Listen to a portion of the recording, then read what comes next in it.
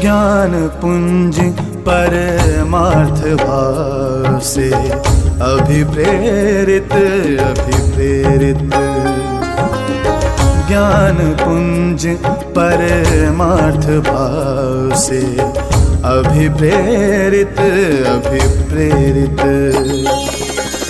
वेद्या का अनुपम मालय, वेद्या का अनुपम मालय। हमारा सुबोध स्नातकोत्तर महाविद्यालय।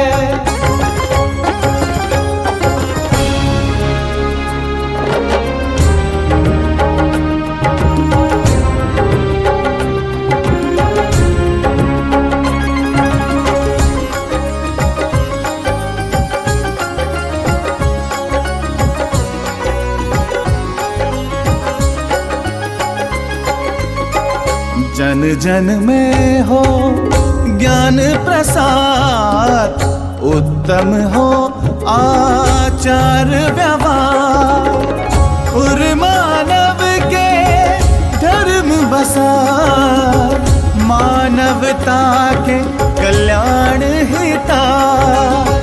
भारत की मंगल बेला पर, भारत की पावन बेला पर हमारा सुबोध स्नातकोत्तर महाविद्यालय।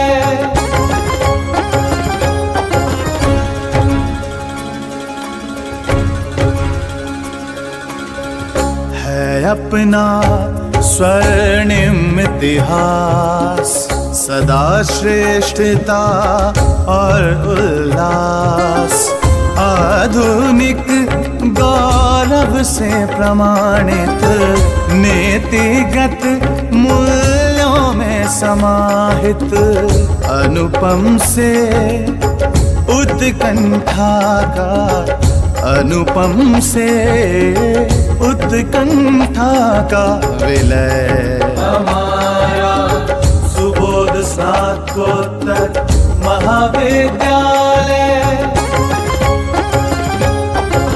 ज्ञान पुंज परमार्थ भाव से अभिप्रेरित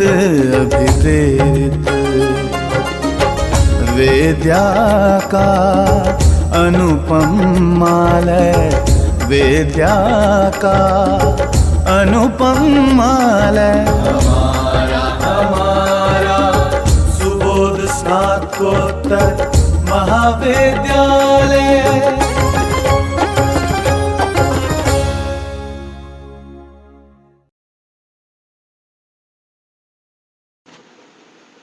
कोरोना, जी नहीं, आज हम इस वैश्विक समस्या के बारे में नहीं बल्कि इसके समाधान के बारे में बात करेंगे। बट मुद्दा ये है कि इसका समाधान क्या है। जी हाँ, इसका समाधान है, इसका सोल्यूशन है इम्यूनिटी पावर। बट ये इम्यूनिटी डेवलप कैसे होगी, बूस्टअप कैसे होगी? ये इम्यूनिटी बूस्टअप होगी योगा से। और इसी चीज़ को बहुत ज़्यादा गहराई से समझने के लिए I welcome you all in a international webinar organized by SSN Subodh PG Autonomous College Jaipur in association with NSS Regional Directorate Rajasthan. Now I would request Professor KB Sharma sir, Principal SSN Subodh PG College, for his valuable words on this, one of the most important thing of today's era. Please sir.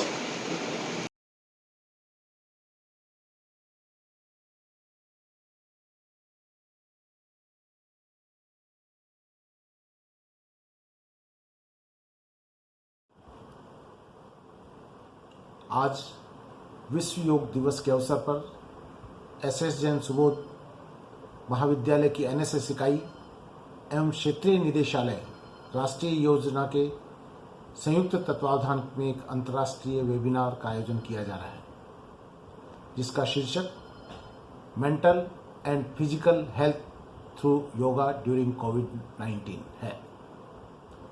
मैं महाविद्यालय की ओर से राष्ट्रीय सेवा योजना के क्षेत्रीय निदेशक श्री SP भटनागर जी, राज्य समन्वयक श्री बनय सिंह जी तथा राज्य संपर्क अधिकारी श्री धर्मेंद्र जी चाहर का स्वागत करता हूं, अभिनंदन करता हूं। इनके नेतृत्व में NSS की विभिन्न गतिविधियों का आयोजन किया जाता रहा है जिसमें सुबोध महाविद्यालय की भूमिका सक्रिय रूप से रही है। मैं स्वागत के क्रम में सुबोध शिक्षा समिति के मानद मंत्री श्री एस बोथरा जी तथा संयोजक श्री विनय चंद जी डागा जी का स्वागत करता हूं, जो संस्था की प्रत्येक गतिविधियों में सहयोग कर हमें प्रेरित करते हैं और इन्होंने आज की इस वेबिनार के लिए भी शुभकामनाएं प्रेषित की है। सुबोध शिक्षा समिति सदैव समाज सेवा भाव में ध्यान में रखते हुए कार्य करती है।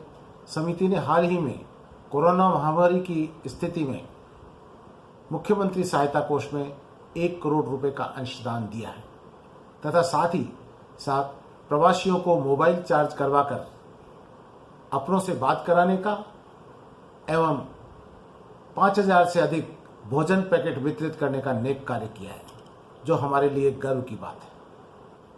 सुबोध शिक्षा समिति के निर्देशन में संचालित 19 संस्थाओं में से एक सुबोध महाविद्यालय ने 67 वर्षों के दौरान निरंतर कीर्तिमानों को छुआ है।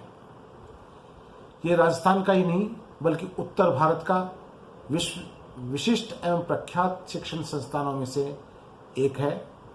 यहाँ बहुसंकायिक महाविद्यालय में तीनों संकायों कला, वाणिज्य एवं विज्ञान में स्नातक स्तर पर तथा 21 विषयों में स्नातकोत्तर पाठ्यक्रम का अध्ययन कराया जाता है। इस महाविद्यालय में लगभग 11,000 से अधिक छात्र छात्राएं अध्ययनरत हैं। यूजीसी द्वारा महाविद्यालय को college with potential for excellence का दर्जा 2 बार, इसी कारण यूजीसी ने इसे 2014 में कॉलेज ऑफ एक्सीलेंस का अवार्ड दिया गया। महाविद्यालय को स्वायत्तशासी दर्जा प्राप्त है एवं यूजीसी नैक के द्वारा 3.82 सीजीपीए के साथ में A++ ग्रेड मिलना इसकी गौरव गाथा में एक अन्य मील का पत्थर है। इसे डीबीटी स्टार कॉलेज का दर्जा मिलना तथा NIRF रैंक में 2019 एवं 2020 की रैंकिंग में प्रथम 200 कॉलेजों में स्थान मिलना अकादमिक श्रेष्ठता का परिचय देता है। महाविद्यालय को रेड रिबन क्लब के द्वारा भी राष्ट्रीय स्तर पर सम्मानित किया गया है। महाविद्यालय अपनी उत्कृष्टता एवं नवाचार के क्षेत्र में विशेष पहचान रखता है। महाविद्यालय के राष्ट्रीय एवं अंतर्राष्ट्रीय सम्मेलन, विचार गोष्ठियाँ, भारतीय सभ्यता एवं संस्कृतियों से युक्त परिचर्चा, विषय विशेष के व्याख्यान, खेलकूद एवं तकनीकी कार्यशालाओं का आयोजन महाविद्यालय की गरिमा में अभिवृद्धि के द्योतक है। सुबोध महाविद्यालय उच्च शिक्षा के क्षेत्र में अग्रणी रहते हुए अध्ययन, अध्यापन, गुणवत्ता, शोध, खेलकूद, NCC, NSS आदि के क्षेत्रों में उच्च आदर्श एवं कीर्तिमान रखता है। महाविद्यालय की NSS इकाई निरंतर समाज सेवा एवं स्वयं सेवकों के मानवीय कृत्यों के विकास के लिए सदैव अग्रसर रहती है। इस वर्ष महाविद्यालय के ने NSS इकाई के कार्यक्रम अधिकारी डॉक्टर कपिल कुमार आनंद को राष्ट्रपति महोदय द्वारा राष्ट्रीय पुरस्कार प्राप्त हुआ। विगत 6 वर्षों से राष्ट्रीय एवं अंतर्राष्ट्रीय स्तर पर NSS स्वयं सेवकों ने विभिन्न पुरस्कार प्राप्त कर महाविद्यालय का गौरव बढ़ाया है। NSS इकाई विभिन्न कार्यक्रमों का आयोजन वर्ष पर्यंत करती है, जिसमें वृक्षारोपण, road safety program, traffic rules program, save environment, women health environment, blood donation camp, 7 day camp, special camp जैसी गतिविधियां शामिल है।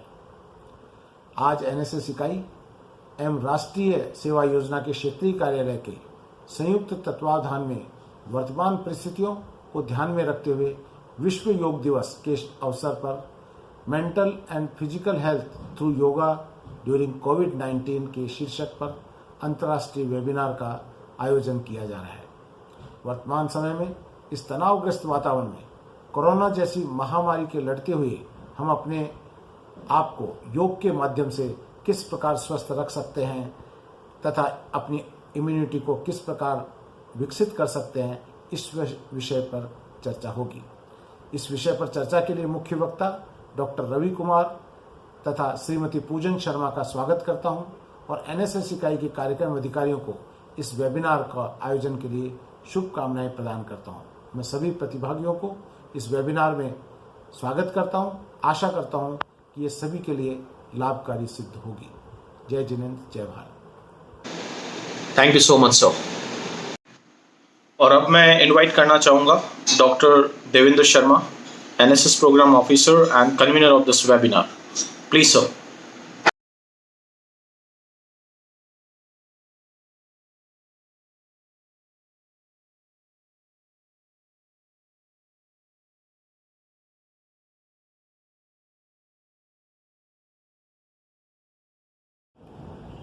Very good afternoon to all of you.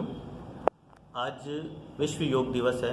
इस अवसर पर सुबोध कॉलेज एवं रीजनल डायरेक्टरेट के संयुक्त तत्वाधान में एक अंतर्राष्ट्रीय वेबिनार का आयोजन किया जा रहा है। इसका शीर्षक mental and physical health through yoga during कोविड-19 है। आज के समय में इंसान जिन परिस्थितियों से गुजर रहा है उसका व्यक्ति के मानसिक एवं शारीरिक अवस्था पर बुरा प्रभाव पड़ रहा है। आज समूचा विश्व कोविड-19 वायरस की महामारी से अछूता नहीं है। ऐसी विषम परिस्थिति में जहां इस वायरस से बचाव के लिए वैक्सीन उपलब्ध नहीं है, ऐसे में इसके बचाव के लिए हमारे पास सिर्फ 2 ही विकल्प बचते हैं: अपनी इम्यूनिटी को स्ट्रॉन्ग करना तथा अपने आप को सुरक्षित रखना। इम्यूनिटी को कैसे स्ट्रॉन्ग किया जा सकता है, इसके लिए योग का सहारा लिया जा सकता है। भारतीय संस्कृति में योग का एक विशेष महत्व रहा है। यदि कोई व्यक्ति प्रतिदिन योग क्रियाएं करता है तो निश्चित ही उसकी इम्यूनिटी डेवलप हो जाती है। योग भारतीय संस्कृति की धरोहर है। वर्तमान समय में व्यक्ति लॉकडाउन की वजह से बेरोजगारी एवं भय से ग्रसित है। ऐसे में योग शारीरिक एवं मानसिक स्वस्थता प्रदान करता है। आज योग के महत्व को न केवल भारत बल्कि संपूर्ण विश्व ने स्वीकार किया है। इससे जीवन को निरोगी एवं आकर्षक बनाया जा सकता है।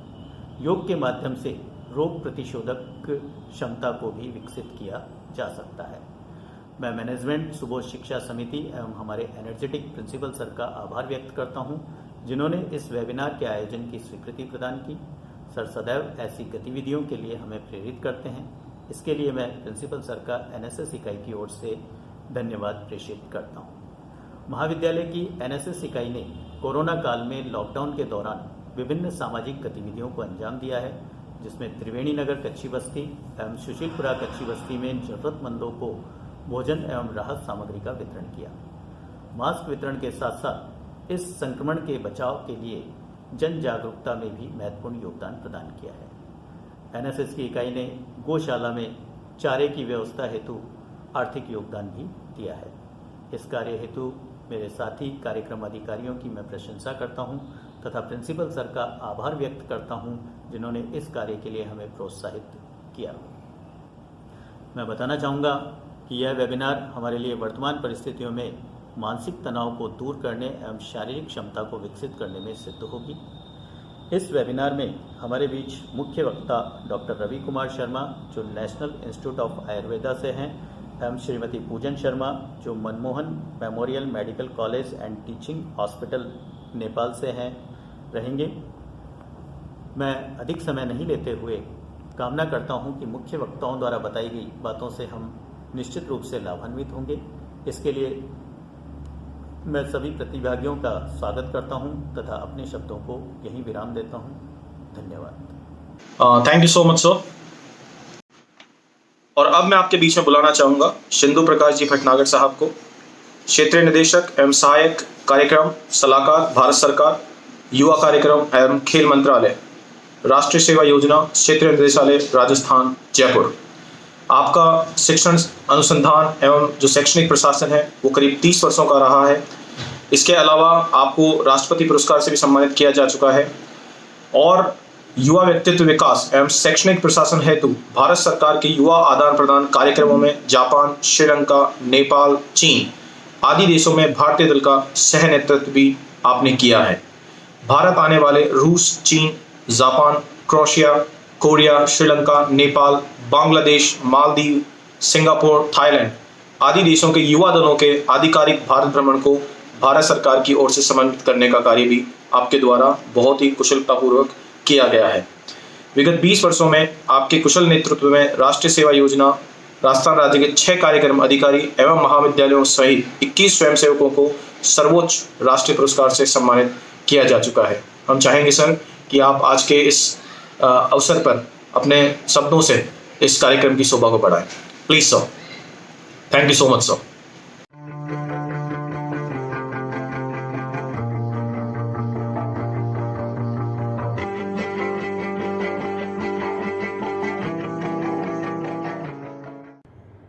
Hello friends, greetings of the day. First of all, I would like to welcome all of you in this international webinar on physical and mental health through yoga under COVID-19 scenario.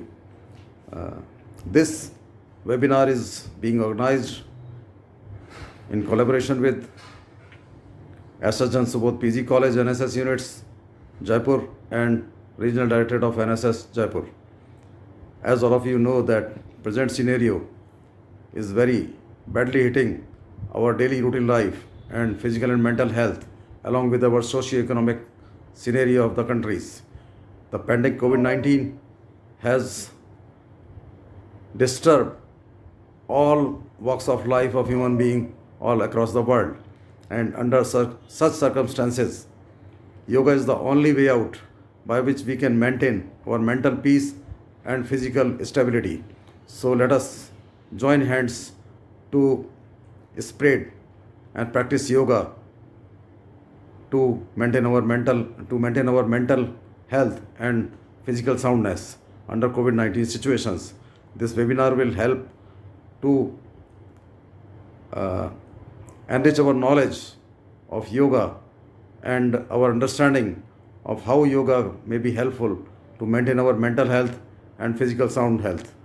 So let us join this webinar with full enthusiasm and active participation. I thanks S.S. Subodh PG College management for organizing this webinar. I especially thank Principal of the college, Dr. K.B. Sharma ji, convener of the webinar, Dr. Vishal Gautam, and I would like to thanks the special speakers of the webinar, the experts, resource persons, Dr. Ravi Kumar, who is Assistant Professor of Yogic Sciences in National Institute of Ayurveda, and Mrs. Dr. Poojan Sharma, who is Assistant Professor of Yogic Sciences in Medical College and Hospital, Kathmandu, Nepal. So let us welcome both our speakers in this webinar, and I hope NSS volunteers, program officers, and other NSS functionaries and other youth who is going to participate in this webinar will be benefited from this webinar, from rich knowledge base of our speakers over here. And I place a vote of thanks for all management of Subodh College and all participants for joining hands to fight against COVID-19 through innovative initiatives like this webinar. Thank you very much. Wishing you all the best. Thank you so much, sir. Now I would request Dr. Dharmender Singh, State Licensing Officer, NCC and NSS Unit, Government of Rajasthan, for his valuable ideas. Please, sir, I request you, please give us some insight on this very, practical and important issue of today's era. Please, sir.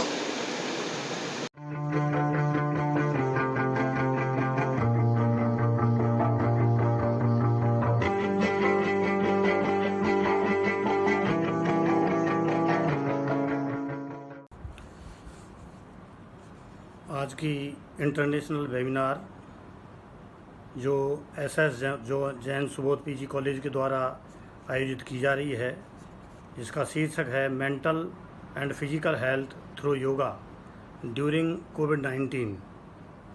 इस webinar में उपस्थित बोथरा साहब, विनय चंद डांगा साहब, chairman KB. Sharma ji एवं प्राचार्य और regional centre NSS के उपस्थित माननीय एसपी भटनागर साहब, regional director and coordinator NSS college education माननीय बनय सिंह जी, और डॉक्टर रवि कुमार, पूजन शर्मा मैम, जो कि आज के इस संबंध में मुख्य वक्ता हैं, एवं वेबिनार के कन्वीनर डॉक्टर देवेंद्र शर्मा जी, डॉक्टर विशाल गौतम जो कि ऑर्गेनाइजिंग सेक्रेटरी हैं इस वेबिनार के, मैं आपका आभार करता हूं कि आपने मुझे यहाँ पे इस वेबिनार में सम्मिलित किया। इसके संबंध में इस कोविड-19 के दौरान उसमें जो भी हमारी ये महामारी है, इस महामारी में योगा का क्या महत्व है, या हमारी जो फिजिकल हेल्थ है या हमारा मेंटल स्टेटस है, उसमें योगा का क्या इम्पोर्टेंस हो सकता है, इसके बारे में वैसे तो आप आज के जो हमारे डॉक्टर कुमार साहब एवं पूजन मैम जो हैं वो अपना डिटेल में उद्बोधन देंगी, लेकिन मैं केवल इतना कहना चाहूँगा कि योगा जो है ये हमारे विश्व में हमारे देश की ही देन है। ये लगभग 5000 वर्ष पुरानी भारतीय ज्ञान की शैली है जिसके द्वारा हमें ज्ञान प्राप्त किया जाता था। कहते हैं कि योग कर्मसु कौशलम, यानी कर्मों में कुशलता ही योग है। 21 जून 2015 को करीब 239 देशों में योग दिवस का आयोजन हुआ था, जिसमें हमारे भारत ने विश्व रिकॉर्ड बनाया था। और यही नहीं, 2 विश्व रिकॉर्ड बनाए थे। एक तो कि एक जगह पर सबसे ज़्यादा लोगों के एक साथ योग करने का जो रिकॉर्ड है वो भी हमारे देश के नाम है। दूसरा, एक जगह पर सबसे ज़्यादा देशों के लोगों ने एक जगह पर योग किया। ये 2 रिकॉर्ड जो हैं हमारे देश के नाम हैं योग से संबंध में। और ये एक ऐसी प्रक्रिया है जिसके तहत हम अपने तनाव को दूर कर सकते हैं। जो आज के परिवेश में इस जो स्पीड से चलने वाली जो दुनिया है या मैकेनिकल लाइफ जो हमारी हो रखी है, उसके लिए ये रामबाण कह सकते हैं, जिससे कि हमारे मन को शांति मिलती है, आत्मा की बुद्धि होती है। और योग का मुख्य लक्ष्य जो है वो स्वास्थ्य में सुधार है तथा मोक्ष का रास्ता भी कहते हैं इसे लोग। तो इसे आध्यात्मिक तकनीक माना जाता है, शारीरिक व्यायाम ही नहीं है, ये आध्यात्मिक तकनीकी भी है। तो इन सब चीज़ों को देखते हुए शरीर को किसी भी प्रकार का रोग, तनाव ना हो, या तनाव हो रहा है, शोक की स्थिति है, रोग की स्थिति है, अनिद्रा की स्थिति है, ये जो है इनको सबको दूर करने का एक सबसे सीधा और अच्छा रास्ता जो है वो योग है। हमारे पतंजलि के नाम को बड़ा ही मशहूर है यहाँ पर। और पतंजलि के जो पतंजलि जी को योग का पिता भी कहा जाता है। वे हमेशा योग के ज्ञान के लिए ही समर्पित रहे और उस शैली को जो पतंजलि ने प्रतिपादित किया, उस शैली को इस देश की इस योग की नीति को लोगों ने, कई देशों ने एक तरह से छीन लिया। ऐसी स्थिति पैदा हुई, ऐसे सोचने लगते थे हम। लेकिन जो बाबा रामदेव ने इसको दोबारा से एक बार ये दिखा दिया कि ये शैली हमारे देश की है और इसका बहुत पुराना इतिहास जो है वो हमारे देश का है। और दोबारा से इस तरीके की हवा पैदा कर दी हमारे देश में कि आज काफ़ी संख्या में इसको दोबारा से जानने लगे हैं और योग का जो फ़ायदा है वो हम लेने लगे हैं। इसी के तहत ये जो कोविड-19 का दौर है, जिस दौर में इस महामारी से हम गुजर रहे हैं, इसमें हमें घर में रहना पड़ रहा है। हमारा आवागमन जो है बहुत कम है। हमारी फिजिकल जो भागदौड़ की दुनिया थी, जो योग नहीं करते थे या कोई वर्जिश नहीं करते थे, तो उस भागदौड़ की दुनिया में भागदौड़ कम होने की वजह से हम घर पर हैं। तो इसके लिए सबसे बढ़िया शरीर के लिए रास्ता है तो वो योग है। और इस योग से हम अपने शरीर को हर तरीके से, अपनी मानसिक स्थिति को, जो कहा गया है कि मेंटल और फिजिकल हेल्थ, हम दोनों हेल्थ को अपनी को अच्छे से रख सकते हैं। कहते हैं ज्ञान योग, भक्ति योग, कर्म योग, ये कई तरह के योग होते हैं। एक राजयोग भी होता है जिसे 8 भागों में बांटा गया है और ये 8 भागों में बांटा गया, इसीलिए हम इसको अष्टांग योग भी कहते हैं। आज के समय में हम ये कहते हैं कि भाई योगा फॉर ऑल, ये सभी के लिए लाभदायक है अगर हम ऐसा करते हैं। तो ये सही तरीके से जीने का एक विज्ञान है, साइंस है, जिसके तहत हम अपनी लाइफ को बहुत अच्छे तरीके से जी सकते हैं। हमारे अंदर जितने भी आज के इस दौर में, मैं जो कह रहा था कि ये जो स्थिति ऐसी हो गई है कि ये जो एक लाइफ स्टाइल है हमारी, जिसमें कि हमारी बढ़ती जनसंख्या और बिगड़ते हुए पॉल्यूशन की स्थिति, जिसे हम रोक नहीं पा रहे हैं, उसमें जितना भी हमारे दिमाग में डिप्रेशन है, फटीक है, आपकी एंजाइटी डिसऑर्डर है, स्ट्रेस है, उसको दूर करने का और फिजिकल फिटनेस को ठीक रखने का, इन सब के लिए ये जो योग है ये बहुत ही आवश्यक है। हमारी राष्ट्रीय सेवा योजना जो इकाइयां हैं वो इस फील्ड में बहुत अच्छा काम कर रही हैं, और आपने ये जो टॉपिक इस इंटरनेशनल वेबिनार का रखा है ये बहुत ही अच्छा टॉपिक है, और बहुत सही दिन हमारा जो योग दिवस है उस दिन के लिए आपने चयनित किया। मैं अब आपके महाविद्यालय के बोथरा साहब, डागा साहब, शर्मा जी और देवेंद्र जी और हमारे भटनागर साहब और मनय सिंह जी, हम सभी जो भी इससे संबंधित हैं, आपके गौतम साहब, मैं सभी को बहुत ही धन्यवाद देता हूं कि आपने मुझे 2 शब्द बोलने का मौका दिया। बहुत बहुत धन्यवाद। जय हिंद, जय भारत।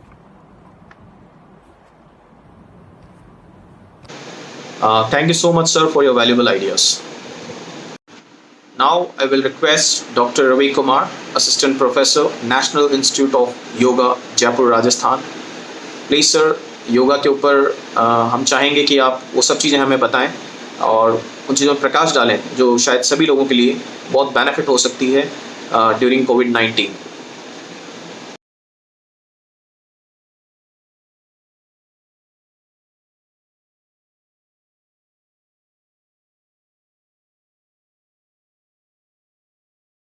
स्वास्थ्य हम योग के द्वारा कैसे प्राप्त कर सकते हैं, या योग का इसमें क्या महत्व है।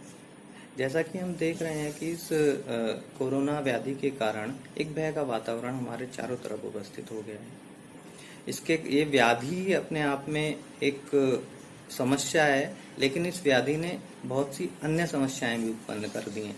सैलरी संबंधी, जॉब संबंधी समस्याएं, व्यवसाय संबंधी समस्याएं, शिक्षा संबंधी समस्याएं और चिकित्सा संबंधी समस्याएं। चिकित्सा, जो लोग पहले से विभिन्न प्रकार की व्याधियों से पीड़ित थे उनको भी सही प्रकार से चिकित्सा आज मिल नहीं पा रही है। विभिन्न प्रकार के इसके कई कारण हैं। चिकित्सकों से संपर्क नहीं हो पा रहा है, हॉस्पिटल्स में आईपीडी या ओपीडी की सुविधा उस प्रकार से नहीं चल रही है जैसे पहले चल रही थी। तो इसके कारण हो क्या रहा है, स्ट्रेस, एंजाइटी, डिप्रेशन, इस प्रकार की समस्याएं लोगों को फेस करनी पड़ रही हैं। अब इस व्याधि से या इन समस्याओं से कैसे बचा जाए, या हम इनको कैसे फेस कर सकते हैं। तो इनको फेस करने के लिए इसकी कोई चिकित्सा, कोविड की चिकित्सा तो अभी तक कोई ऐसी उपलब्ध नहीं है, कोई वैक्सीन भी उपलब्ध अभी तक नहीं है। तो इससे बचने का जो सर्वोत्तम उपाय हैं वो है कि इसके फैलने के कारणों से बचा जाए, जिसे आप मास्क से या फिजिकल डिस्टेंसिंग से या साबुन या सैनिटाइजर का प्रयोग करके इस तरह की चीज़ों से आप इसके फैलने के कारणों से बच सकते हैं। दूसरा है रोग प्रतिरोधक क्षमता को बढ़ाकर। आप अपनी रोग प्रतिरोधक क्षमता को इतना सुदृढ़ करें कि आपको व्याधियां हो ही ना, अगर हो भी रही हैं तो उनका बहुत उग्र रूप में सामने ना आए। तो ऐसा आप कैसे कर सकते हैं? इसके लिए आपको एक संयमित और संतुलित दिनचर्या का पालन करना पड़ेगा, जिसमें आपका आहार, आपकी डाइट, एक संतुलित आहार आपको लेना है। निद्रा मतलब स्लीप, आपको पर्याप्त नींद लेनी है, और साथ ही में आपको योग का अभ्यास करना है। योग, जैसा कि विभिन्न प्रकार की रिसर्च से सामने आया है कि केवल यह हमें शारीरिक रूप से ही मजबूत नहीं करता, ये मानसिक रूप से और सामाजिक रूप से भी हमें स्वस्थ करता है। जैसा कि कहा जाता है कि स्वस्थ एक मल्टी डायमेंशनल चीज है। आप केवल फिजिकल रूप से स्वस्थ होकर ये नहीं कह सकते कि मैं स्वस्थ हूँ, या फिर मानसिक रूप से केवल आप अगर स्वस्थ हैं और शारीरिक रूप से स्वस्थ नहीं हैं तो तब भी ये नहीं कहा जा सकता कि आप पूर्णतः स्वस्थ हैं। सामाजिक रूप से आप स्वस्थ नहीं हैं तब भी हम नहीं कह सकते कि आप पूर्णतः स्वस्थ हैं। तो अगर आपको पूर्णतः स्वस्थ होना है तो आपको योग को अपनी दिनचर्या में शामिल करना पड़ेगा। योग का जो डेवलपमेंट किया गया वो इस प्रकार से एक सिस्टमिक तरीके से किया गया है कि पहले आप कैसे सामाजिक रूप से स्वस्थ होंगे, कैसे शारीरिक रूप से स्वस्थ होंगे, कैसे मानसिक रूप से स्वस्थ होंगे और कैसे आध्यात्मिक रूप से स्वस्थ होंगे। और इन चारों पहलुओं को ध्यान में रखते हुए ही योग को इस तरीके से डेवलप किया गया कि व्यक्ति का एक सर्वांगीण विकास हो सके। इसके लिए सबसे पहले आता है कि सामाजिक स्वास्थ्य, सामाजिक रूप से हमें स्वास्थ्य कैसे प्राप्त कर सकते हैं। इसके लिए योग में बताया गया है यम और नियम।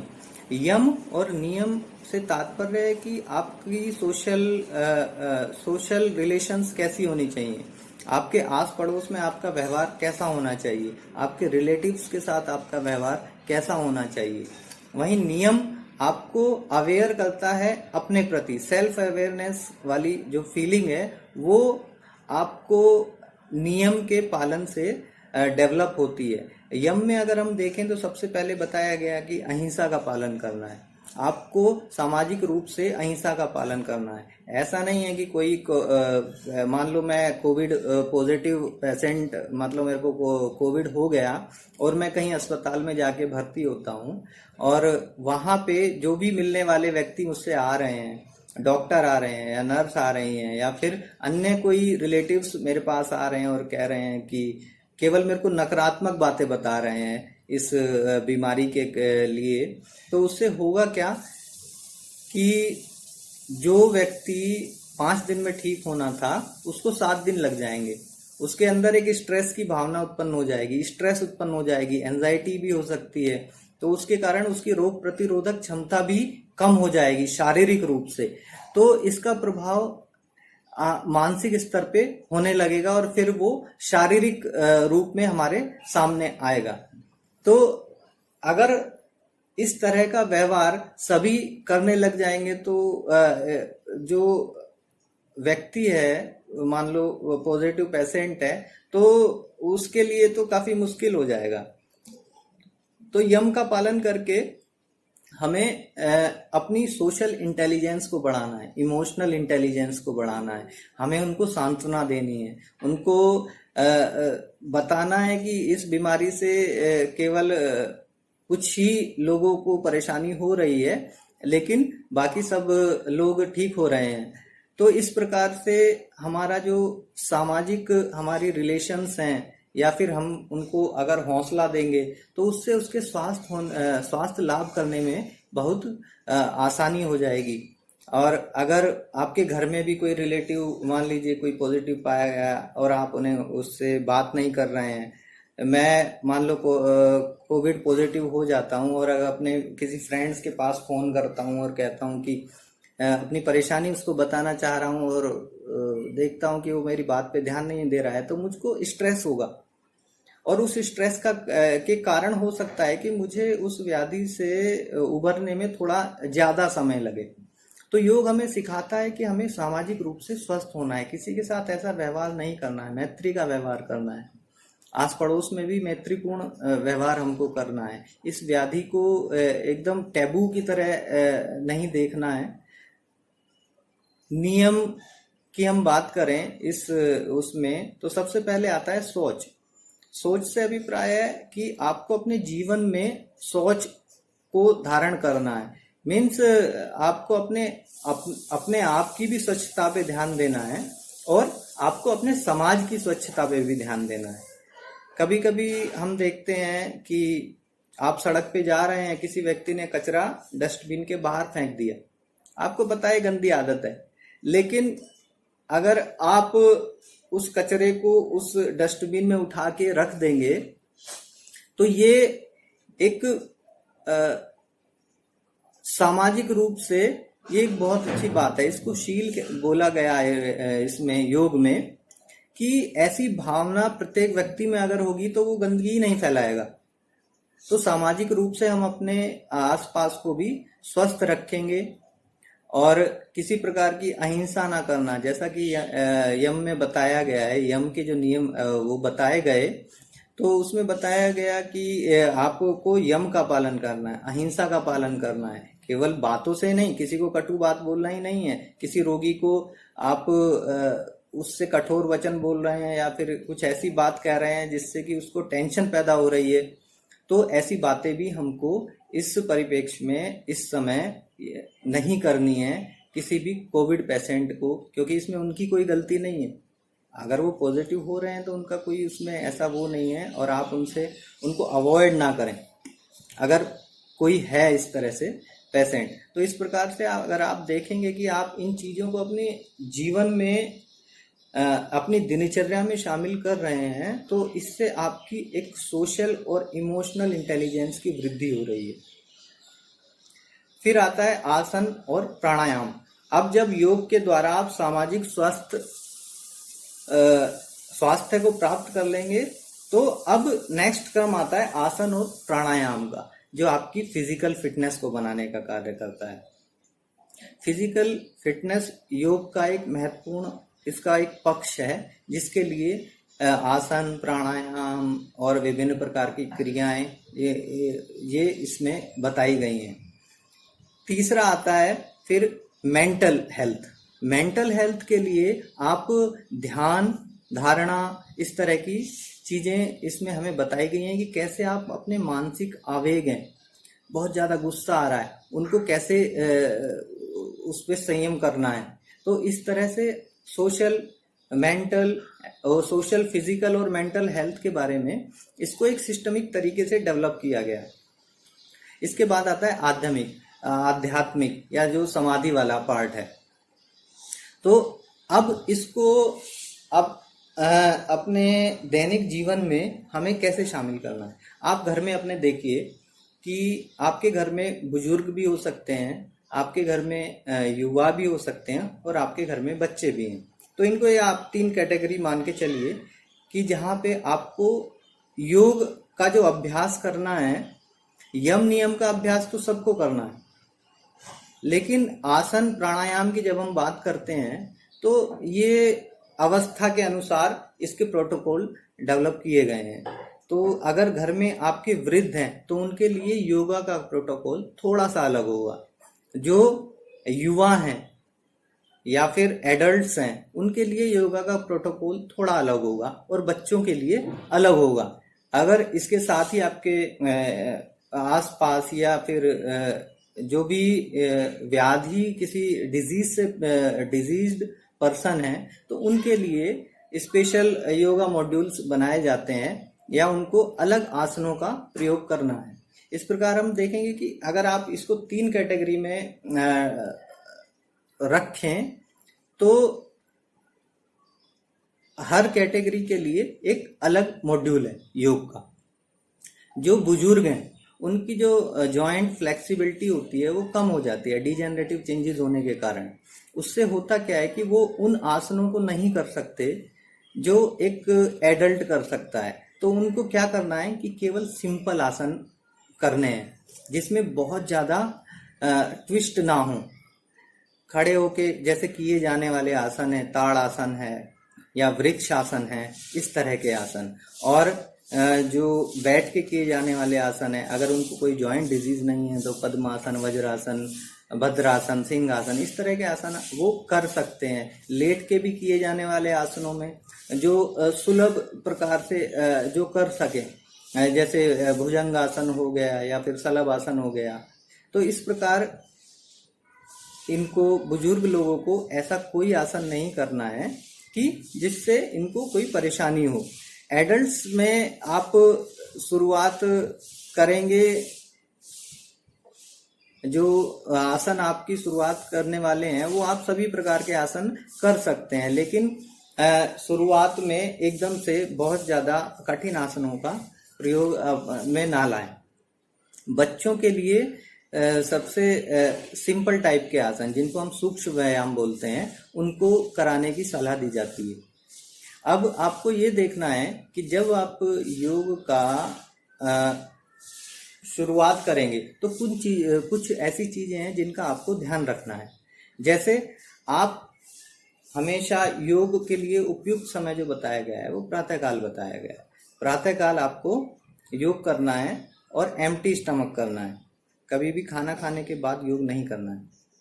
अवेयरनेस का ध्यान देना है। जब आप आसन करें तो एक अवेयरनेस रखें कि आपके किस बॉडी पार्ट पर सबसे ज़्यादा प्रेशर पड़ रहा है, तो उस पर आपको ध्यान लगाना है।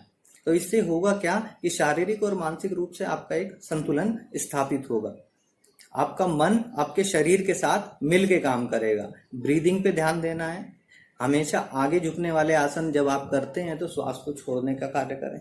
पीछे झुकने वाले आसनों में श्वास लेते हुए आसन करना है।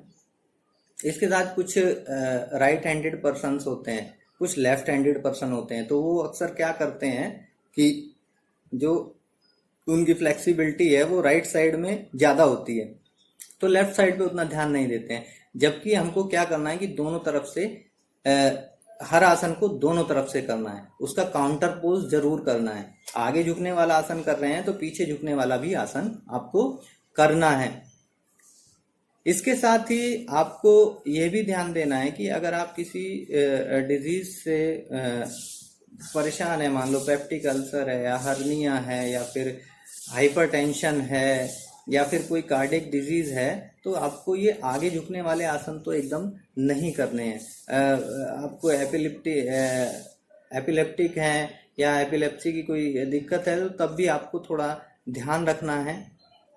जो आसन करने वाली जगह है वो ओपन होनी चाहिए। आसपास कोई ऐसी चीज ना हो कि जिस पे आप फॉल करके अपने आप को चोटग्रस्त कर सकें। योग करते समय आप हमेशा ध्यान दें कि योग करने का एक क्रम होता है। सबसे पहले आपको जॉइंट मूवमेंट एक्सरसाइज करनी है, उसके बाद आपको आसन करना है, आसन के बाद आपको रिलैक्सेशन करना है, रिलैक्सेशन वाले आसन करने हैं, उसके बाद प्राणायाम करना है। और अगर जो लोग नेति आदि कर्म करते हैं तो उनको भी ये शुरुआत में इनको करना है। और रिलैक्सेशन आप कभी भी कर सकते हैं। शुरुआत में बहुत ज़्यादा आप ज़्यादा योग ना करें। इस समय गर्मी का मौसम है तो इस मौसम में आपको मस्कुलर पेन की दिक्कत हो सकती है। आप देखें कि घर में जो बुजुर्ग हैं, जो हाई बीपी से ज़्यादा परेशान हैं, हाइपरटेंसिव हैं, उन लोगों को कुछ आसन स्पेशली बताए गए हैं, जैसे शवासन और योग निद्रा। इनको जरूर करना चाहिए सुबह में, मॉर्निंग में, या हफ्ते में। बुजुर्ग लोगों को तो हफ्ते में अगर 3 दिन आप 60 मिनट का वो ले रहे हैं, 1 घंटा योग पर्याप्त होता है। और जिनको अभ्यास नहीं है, शुरुआत में बहुत ज़्यादा योग ना करें। धीरे धीरे इसकी मात्रा को बढ़ाते जाएं। धीरे धीरे बढ़ाना है आपको। 1 घंटे योग पर्याप्त है आपको स्वस्थ रहने के लिए। अब बात आती है कि कुछ डिजीज स्पेसिफिक हम क्या करें, क्या ना करें। तो इसमें आपको ध्यान रखना है कि सबसे ज़्यादा परेशानी हमारे बुजुर्ग लोगों को होती है। तो बुजुर्ग लोगों में एक तो उनको जॉइंट्स की दिक्कत हो सकती है। तो जॉइंट की अगर परेशानी है या सर्वाइकल स्पॉन्डिलाइटिस है तो नेक मूवमेंट वाली एक्सरसाइज ना करें। और जो घुटने मोड़ के पद्मासन, भद्रासन है, इस तरह के व्यायाम आप ना करें। खड़े होने वाले व्यायाम करें। इससे आपकी जो कोऑर्डिनेशन है वो अच्छा होगा, फ्लेक्सिबिलिटी भी अच्छी होगी और नॉर्मल टाइप के आसन आप कर सकते हैं। या बिगनर्स टाइप के जो आसन है, जैसे वृक्षासन, ताड़ासन, शशांक आसन, मंडूक आसन, इस तरह के आसन आप कर सकते हैं। कुछ लोग हैं, जैसा मैंने अभी कहा कि निद्रा, इंसोम्निया की दिक्कत है, तो उनके लिए सबसे पहला तो मैं यही कहना चाहूँगा कि टीवी और मोबाइल का प्रयोग कम करें। इसके साथ ही आप सुबह में जब योगा करें तो योग निद्रा, मेडिटेशन, ध्यान और इस तरह के आसनों पर काफ़ी लाभदायक पाए गए हैं। विभिन्न रिसर्चों में भी ऐसा सामने आया है कि ये सब आपको निद्रा लाने में भी सहायक है। जो हमारे छात्र हैं जो विभिन्न प्रकार के प्रतियोगी परीक्षाओं की तैयारी कर रहे हैं, उनको योग जरूर करना चाहिए। उसमें भी कुछ क्रियाएं, कुछ चीज़ें बताई गई हैं, जैसे त्राटक है, ध्यान है। इसके साथ अगर आप इसको करेंगे तो वो आपको फोकस करने में मदद करेगा। इस प्रकार हम देखते हैं कि योग हमको सामाजिक स्वास्थ्य पहले, फिर फिजिकल स्वास्थ्य, फिर मेंटल हेल्थ, इन तीनों को क्रम से ठीक करते हुए हमको हमारा एक सर्वांगीण विकास करता है। और अगर हम नियमों का पालन करें, अभ्यास को अपनी नियमित दिनचर्या में शामिल करें, तो हम देखेंगे कि हमारी रोग प्रतिरोधक क्षमता बढ़ रही है, हमारी जो क्वालिटी ऑफ लाइफ है वो बढ़ रही है, फ्लेक्सिबिलिटी ऑफ जॉइंट्स वो अच्छी हो रही है, विशेषकर वृद्ध लोगों में। और जहाँ तक बच्चों की बात है तो उनकी फ्लेक्सिबिलिटी ऐसे ही अच्छी होती है, और उनको केवल जॉइंट मूवमेंट एक्सरसाइज आप कराएं, बहुत ज़्यादा बैंडिंग ट्विस्टिंग वाले आसन ना कराएं। तो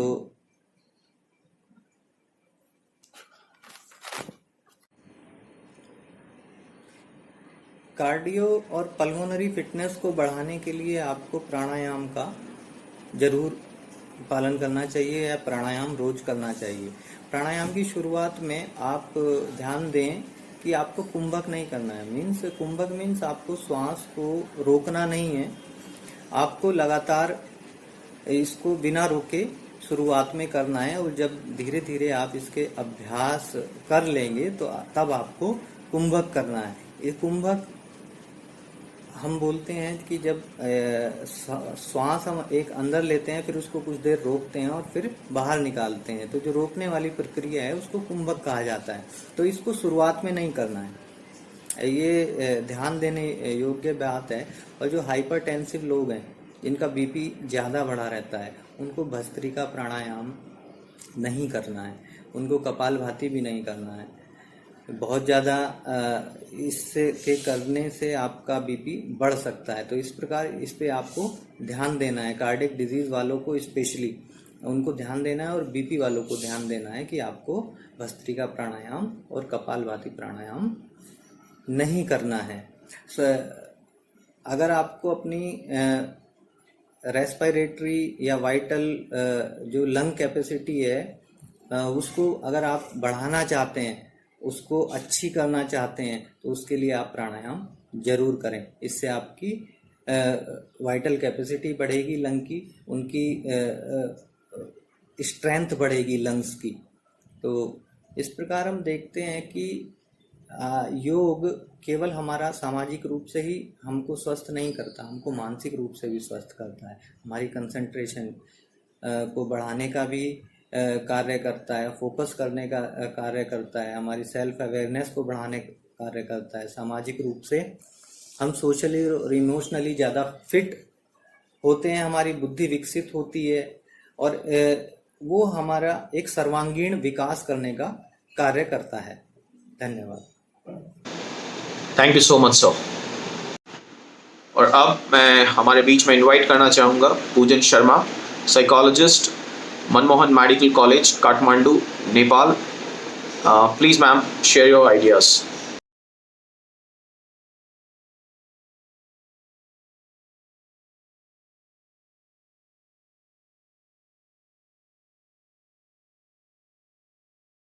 Hello, good afternoon everyone. Me myself Pujan Sharma, working as a psychologist in Manmohan Memorial Medical College and Teaching Hospital, Swayambhu, Kathmandu, Nepal. Here I would like to give special thanks to SS Jain Subodh PG College, Jaipur, Rajasthan, in association with NSS Regional Directorate, Rajasthan, for conducting an international webinar on physical and mental health through yoga during COVID-19.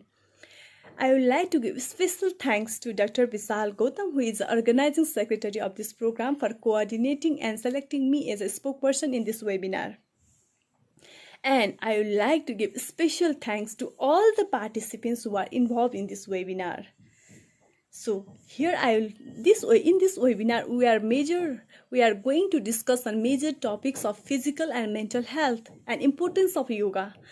During the COVID-19 situations, many people are suffering from excessive worrying, fear, worried, anxious, getting depressed, sad mood. Some are gaining weight, some are losing weight.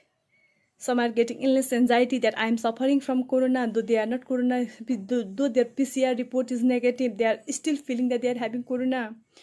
And many people are getting stressed, many people have sleep problem, many people have eating disorder, many people are engaged in alcohol consumption, tobacco, excessive use of tobacco, cigarettes, cannabis. So these all problems are happening in everyday life due to this COVID-19.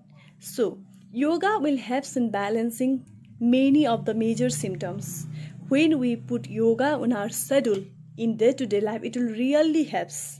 Many research evidence has proved that yoga has beneficial effect on the physical health and also on the mental health and also on the spiritual well-being. So for aids in the physical health, it helps to balance the weight, it helps to maintain the postures, it helps to do different activities. So not only this, yoga also helps in managing the mental problems like PTSD, post-traumatic stress disorder, anxiety disorder, mild depressions, schizophrenia symptoms. Those who are taking medicines inside oriented psychotherapy, it is going and we are involving the patient and the yoga, it will be benefit. It will give effective results.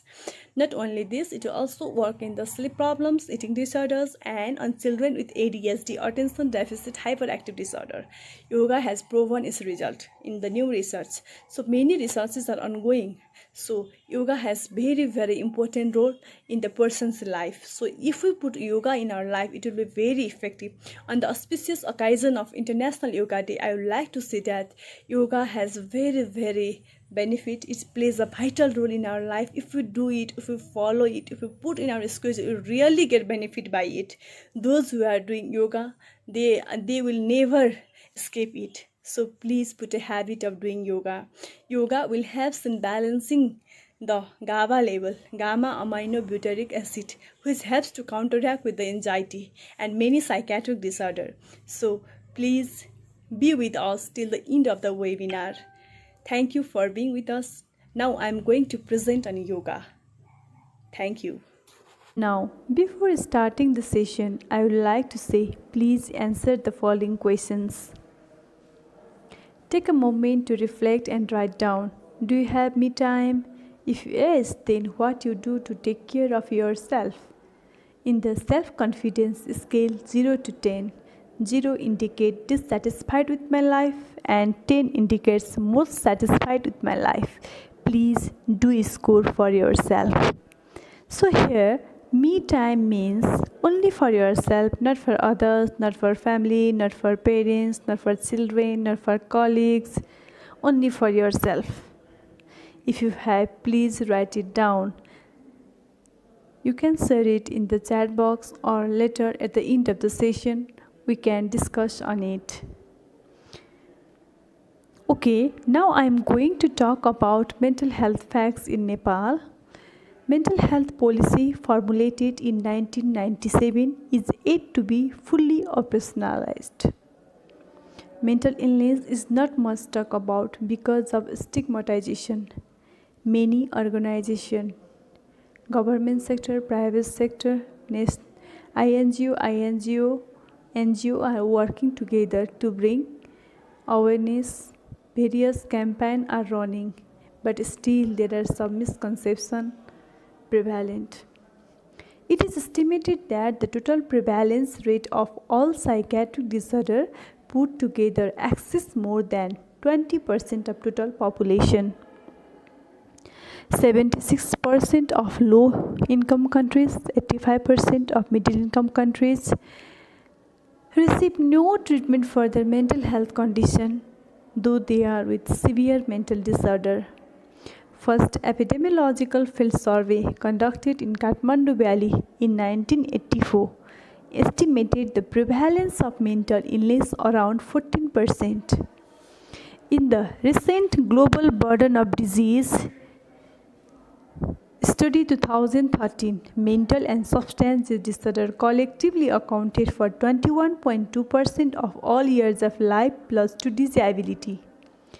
Depression and anxiety were ranked second and ninth highest specific cause of OILDS in both developed and developing countries. The crude prevalence of anxiety was 22.7% and of depression 11.7%.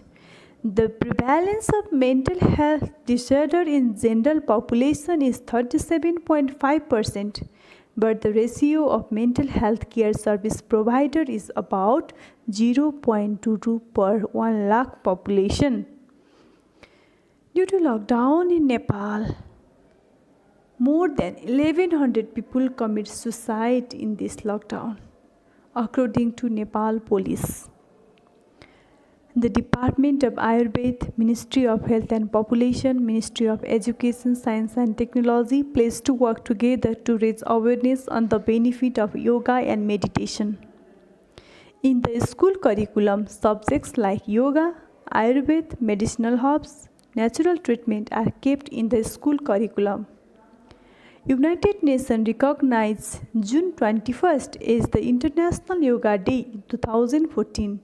Nepal has also been celebrating this festival by organizing various programs and yoga sessions. Addressing an event organized by Ministry of Education, Science and Technology in the capital, Nepal Prime Minister KP Sharma Oli said that yoga and meditation are the solution to fight growing anger and hatred in the world. International Day of Yoga to all of you.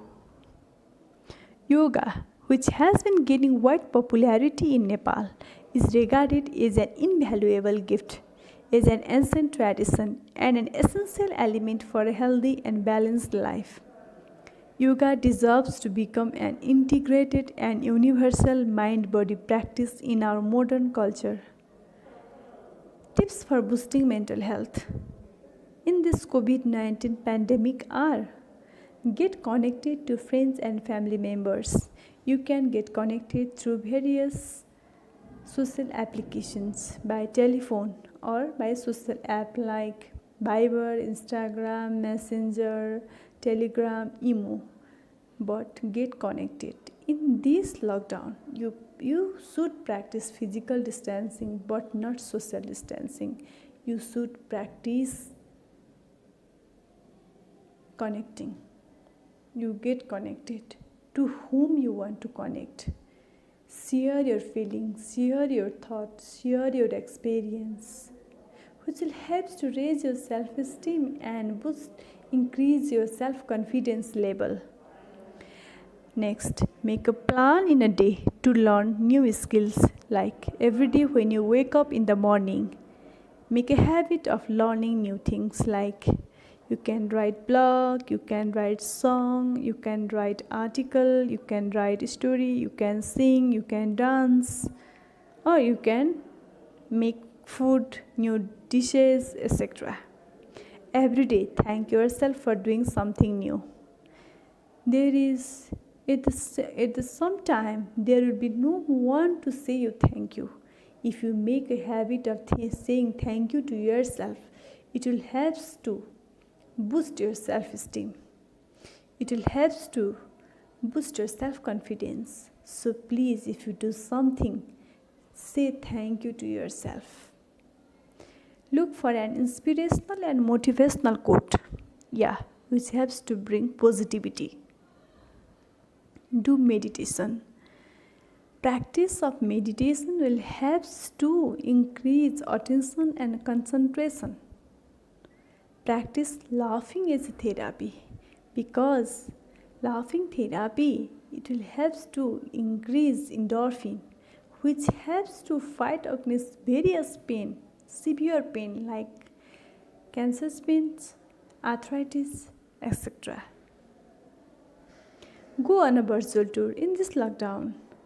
Though it is going to open in some country and it open in some place, but international flight still are not. So if you want to go somewhere, you are getting bored, you can plan for a virtual tour. Then what is virtual tour? Virtual tour is, you can imagine the place where you want to go, to whom you want to go, what you want to do there. Keep on imagining from beginning to from beginning, you are from packing, you will go, then you will enjoy there and you will return back. You can do this. After that, you will feel fresh. It will bring positivity in you. Play with kids. If you have children in your home, then you can play with the kids, which helps to prevent from stress, which helps to balance stress, which helps to cope with the stress. If there are elder or grandparents, and if grandparents are playing with the grandsons or granddaughter, it will help to make them fight against depressions or many other mental health issues. So it is very good for all of us to play with the kids. Do gardening, which helps to bring positivity, which helps to increase attention, which helps to refresh our mind. Organize your wardrobe, which helps to bring confidence in you. Get engaged in physical exercise, which helps to maintain weight, maintain body, increase self-esteem. Make a habit of cleaning house or room, which helps to give you positivity. What's the program you like the most? Whether you like comedy reality show, singing reality show, dancing reality show, or serial, movie, watch it. Attend online classes and webinar. If there is online classes and webinar, please attend it if you are interested in it. Make a habit of listening other, whether they are children, whether they are the elder. If anyone is trying to say you anything, please listen it. Make a habit of listening. It will mean a lot. Listen, listen, and listen. Break up the monotony. Yeah, breaking the monotony. A little change of pace can perk up a tedious schedule. Alter your jogging route. Take a walk in different parts. Today you are going from nearby park. You can go little bit far, or you can do is while you are working. You can make a different arrangement setting in your room. This will help to bring positivity and will break your monotonous habit. You will not feel monotonous. You will not get tired easily. Avoid alcohol and drugs. Yeah, many people are taking alcohol to cope with the stress, but it will increase depression symptoms. It will decrease self-esteem. So please do not make habit of taking alcohol to cope with the stress. There are many techniques to fight with the stress. So do not take alcohol and other drugs to cope with the stress. Take care of your body. Yeah, taking care of yourself physically can improve your mental health. You can eat nutritious diet rich in vitamin and mineral and with antioxidants. Avoid cigarettes. Drink plenty of water. Exercise. Get enough sleep, because lack of sleep contributes to a high rate of depression. Cook for your family. Yeah, if regularly your mother is cooking, your wife is cooking, your sisters are cooking, or your father, your brother is cooking regularly, make a habit at least in a week. Cook for yourself and for your family. Learn how to deal with stress. Stress is a part of life, as you know that. Practice good coping skills. Try stress relaxation techniques, Tai Chi, exercise, take a nature walk, play with your pet, or try writing journal is a stress reducer. Also remember to smile and see the humor in life. Research shows that laughter can boost your immune system, ease pain, relax your body, and reduce stress. So learn to deal with the stress, because stress is a part of life, as you know that. Get help when you need it. Seeking help is a sign of strength, not a weakness. So please, and it is important to remember that treatment is effective. So if anyone is suffering from lowering self-esteem, excessive worrying, fear, suicidal ideations, anger outburst issues, eating, sleeping issues, please talk to your health service provider, talk to mental health professional. They are there to listen you. So please seek help, so that it will help to keep you mentally healthy, physically healthy. 5 activities that will boost mental health: walking, smiling, taking deep breath, yoga, lifting weight. So walk will help to reduce your depression, smile will decrease your physical pain, take deep breaths, improve your attention span, do some yoga to reduce your stress and symptoms of PTSD. Not only, yoga will help to relax in many ways, improving in for the cognitive impairment also yoga will help.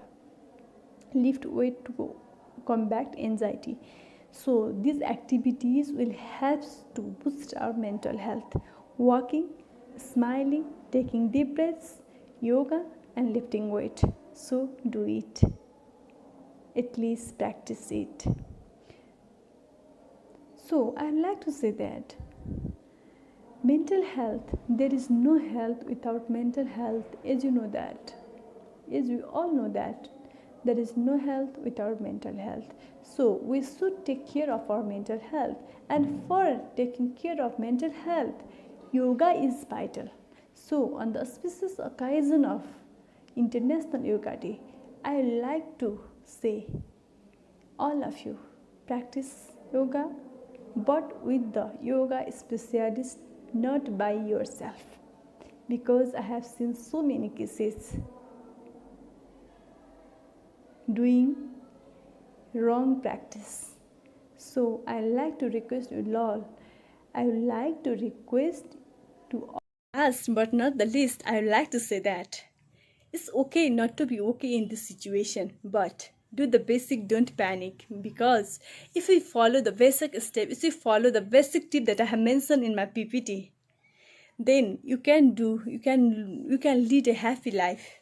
You can go smoothly when you smile, when you take deep breath, when you do yoga. It really helps to combat with the anxiety. So please make a habit of doing yoga, but not by looking someone, but consulting with the yoga therapist, yoga professionals, yoga doctors, because while we are learning something, we need teachers. Like this also, we are learning some things, and it's our body. So for which problem, which yoga should be done, we should know, we should have knowledge about it. We should know the steps how to do it. For this, we should consult with the yoga therapist, so it will give the best result. So due to COVID-19, many people are anxious and worried. Many people are getting anxiety. So for this management, yoga will really help, because it helps to counteract with the anxiety due to GABA. You know that GABA will be increased by the yoga. Many research has proved it. So if you are getting panic, then please don't hesitate to seek help from the mental health professionals and other medical professionals, because they are ready to help you. Because seeking help is a sign of strength, it's not a weakness. So please seek help. Seek help. It will really helps you. So on the auspicious occasion of International Yoga Day, I would like to say that yoga will benefit us in every aspects of our life, for physical, mental and spiritual well-being. So please take care of yourself, take care of your family, so that we can be healthy, wealthy and wealth. So please get involved in yoga. Take care of your health. Stay safe, stay healthy. Thank you so much for your time.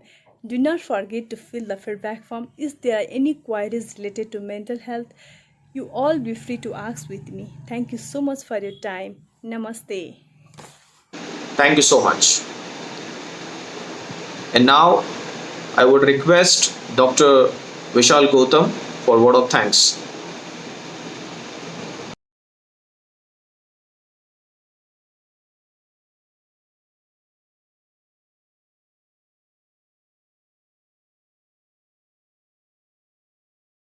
धन्यवाद सतीश जी।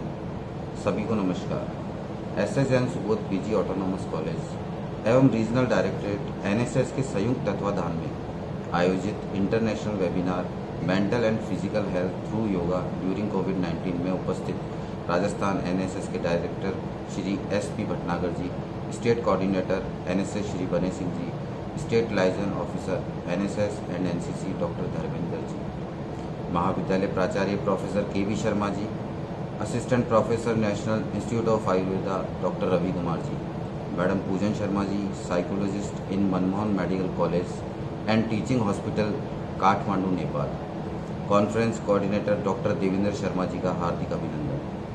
धन्यवाद की इस कड़ी में सर्वप्रथम मैं धन्यवाद देना चाहूँगा regional director Shri SP Bhatnagar ji sir को, जिन्होंने अत्यंत कम समय में हमारा आग्रह स्वीकार कर इस कार्यक्रम में उपस्थित हुए और अपने ज्ञानवर्धक विचारों से हमें अवगत कराया। मैं state coordinator NSS Shri Bane Singh ji और state liaison officer doctor Dharmendra ji को भी धन्यवाद देता हूं, जिन्होंने फिजिकल एंड मेंटल हेल्थ जैसे सारगर्भित विषयों पर हमें महत्वपूर्ण जानकारी दी।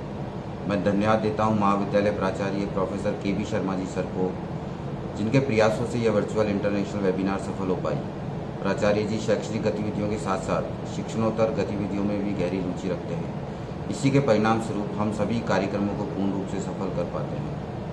कार्यक्रम के मुख्य वक्ता डॉक्टर रवि कुमार जी एवं पूजन शर्मा जी को भी तहे दिल से धन्यवाद देना चाहता हूं, जिन्होंने अपने महत्वपूर्ण विचारों एवं जानकारी से हम सभी को लाभान्वित किया। इनके अतिरिक्त मैं डॉक्टर देवेंद्र शर्मा जी, doctor Anshul Sharma ji, doctor Mukesh Chand Sharma, doctor Richa single जी का भी धन्यवाद देता हूँ। मैं उन सभी को धन्यवाद देता हूं, जिन्होंने प्रत्यक्ष एवं अप्रत्यक्ष रूप से इस सेमिनार को सफल बनाने के लिए हमारी मदद की। अंत में डॉक्टर सतीश कुमार जी को धन्यवाद जरूर कहना चाहूँगा, जिन्होंने आज के पूरे कार्यक्रम का मन संचालन किया, एवं सभी प्रतिभागियों को भी धन्यवाद। आशा है कि हम सभी योगा को अपनी जीवन शैली में उतारेंगे एवं इस विकट परिस्थिति कोविड-19 के समय योग को अपनाकर मानसिक एवं शारीरिक रूप से स्वस्थ बने रहेंगे। धन्यवाद। जय हिंद, जय भारत।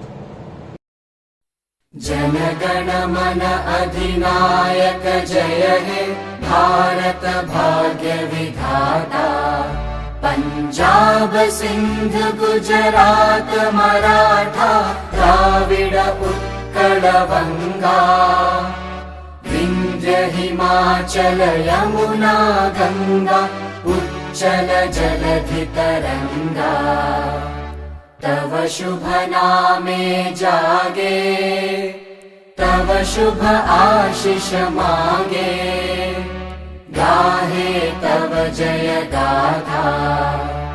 जन गण मंगलदायक जय हे भारत भाग्य विधाता, जय हे जय हे जय हे, जय जय जय जय हे।